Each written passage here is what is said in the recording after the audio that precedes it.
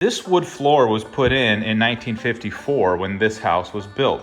It's a combination of red oak, white oak, and even some hickory pieces here and there.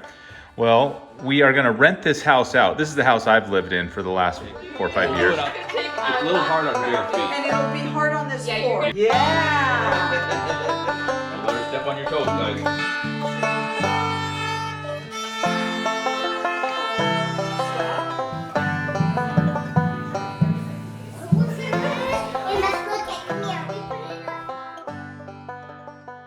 To get it ready for a rental, I want to replace all this carpet, but as I was kind of investigating, check out what I found. Ta-da! More wood. And this is great news because what I can do, I think, is refinish this so it all matches. The bad news is that there's a whole part of the room right here and kind of underneath that window in this little area of this pop-out where it's just plywood. That was an addition that was put on later.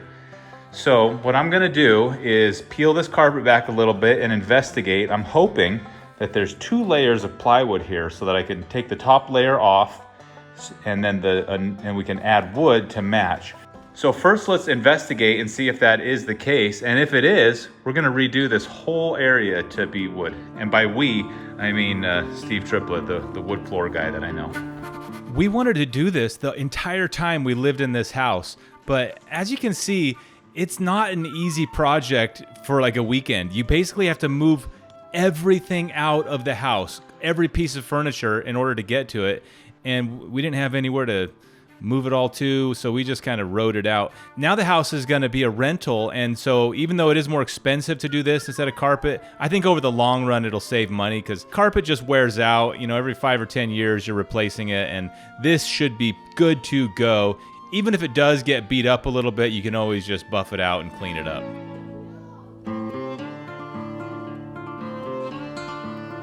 This is Steve with Wood Floors West, and he's doing some investigative work here. He wants to get a look at the floor right next to the addition area and see what the mix of wood is to know what to order. And it kind of takes a discerning eye, but the more pinkish planks are red oak, and the yellowish and brown ones are white oak, and it looks like it's about a 50-50 mix. Isn't it crazy how different the floor looks once the finish is taken off? And then this is the area that was under the carpet, and then this over here was sanded and refinished once like 10 or 15 years ago. Each place looks completely different.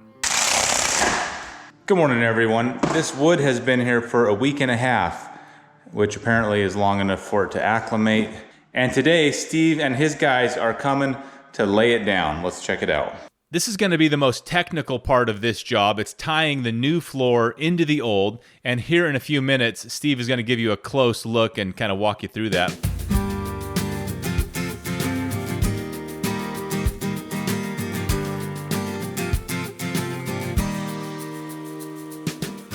Under the wood, there's a layer of this product. It's called Aquabar B. It's 2 layers of paper with a very thin layer of asphalt in between, and it acts like a moisture barrier. It keeps any moisture from the crawl space from migrating up into the house and vice versa. You don't want to use plastic or visqueen for this because apparently that's too much of a barrier. This stuff allows the floor to breathe a little more, and to be honest, I don't totally understand this. It's like, do you want a barrier or not? I don't know, maybe one of you flooring experts can explain this, or we'll get my dad to speak on it. But this is the way it's been done for a long time, either with a paper like this or with roofing felt, which is also a paper and asphalt type of product. The boards are laid out so they overlap nicely, and they're also keeping track of mixing up the red and the white oak to match the randomness that exists in the old floor. This is also where any defect boards are spotted and removed. So wood's a natural product. You're gonna order a batch of wood and they're gonna send you what you get. We have to look through that and determine what goes in the floor and what doesn't. So knots and things in a grade, like a number 2 grade floor, are totally acceptable. But we're looking for things that are structurally wrong with wood. We'll pull out anything that's split like that, what they call wind shake, where the board is kind of feathered up on the side. That's just bound to be a problem down the road. So the guys more cull boards out for structural integrity and not so much cosmetics.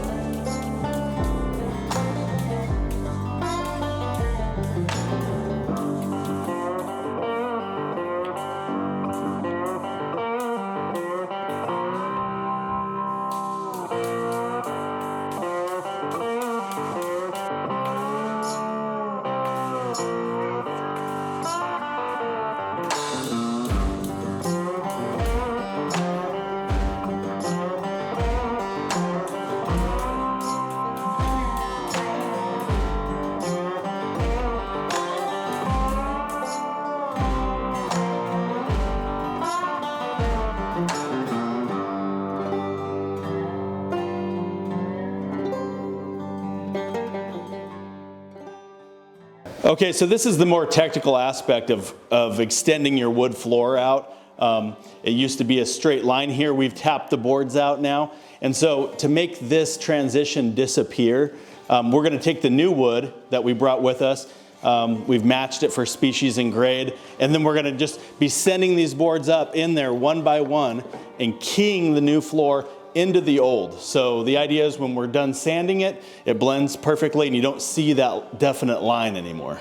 If you look close here, you'll notice that the tongue and groove is reversing direction right here. On the old floor, see, he's got a new tongue glued in here, and instead of the tongues being on this side, now they're gonna be over on this side to finish up the job, so pretty interesting. Oh, that's the easiest one going ever.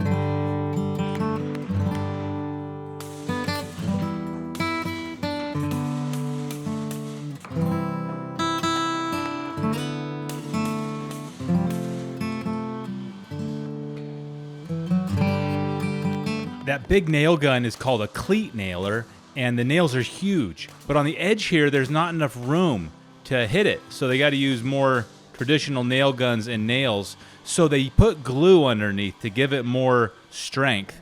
It's not strength because the floor is going to lift up or something. It's keeping it down and locked in a way that it doesn't squeak. So the glue on the edges here is insurance, since it doesn't have those big, huge cleat nails.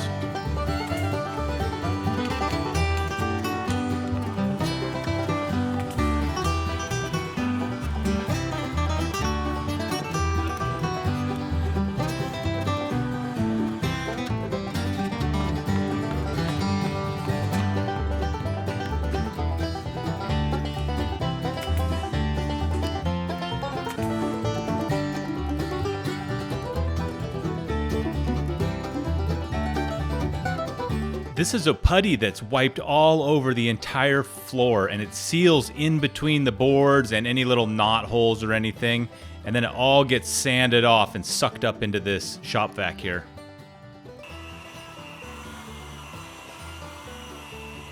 You probably noticed this already, but this trade requires a lot of very specialty tools.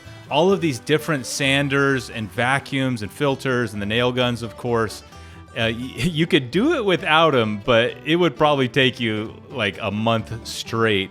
These tools allow the work to happen in just a fraction of the time, but they're serious. Several of these sanders are running off of 240 volts.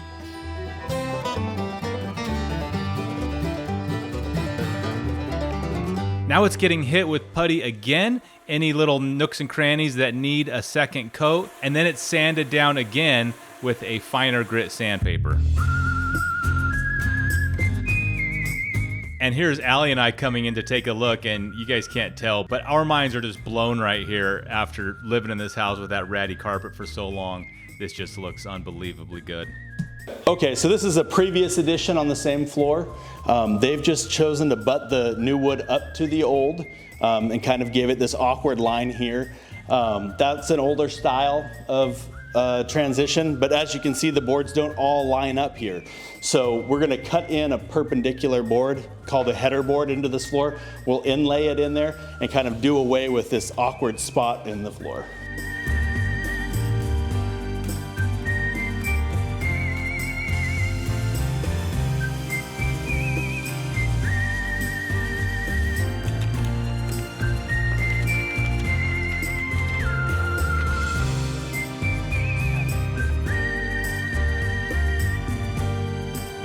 Okay, now we're on to the finishing stage, and I'm gonna show you all this pretty quick. Finishing these floors is a lot like finishing any woodworking project, just a lot larger, but it's the same basic steps though.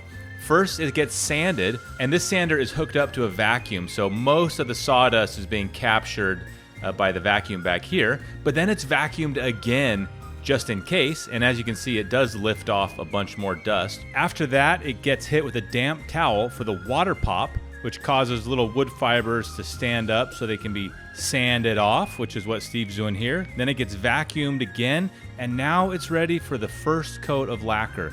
Now there's a lot of choices with lacquer. What Steve did here was use an oil-based lacquer, which he doesn't normally do. He says the water-based lacquer is better in almost every way. The oil-based creates more of an amber color and it's a little more difficult to use. But because we're trying to match the old wood, he thought this would get closer. So that's what we're doing. 2 coats of lacquer. You got to wait till it dries all the way in between coats. If you try to apply the second coat too soon, you can cause some major issues. So we had to be patient, wait for it to get hard, and now we've got a finished floor. Well, Steve and his guys are done, and it really looks great. I've got 2 more things to do before I can rent this house out. First, I got to go around and put quarter round shoe molding around the baseboards in this room. And I got to paint that first. Actually, Allie's going to paint it. She's really good at painting and she likes doing it. And then we got to clean the house up. So I'm going to finish those 2 items. Thanks for watching. If you liked watching Steve and his guys work, I made some other videos with them from some footage that Steve shot, and we put that up on his channel. So check that out. Thanks for watching. Keep up the good work. We'll catch you next time.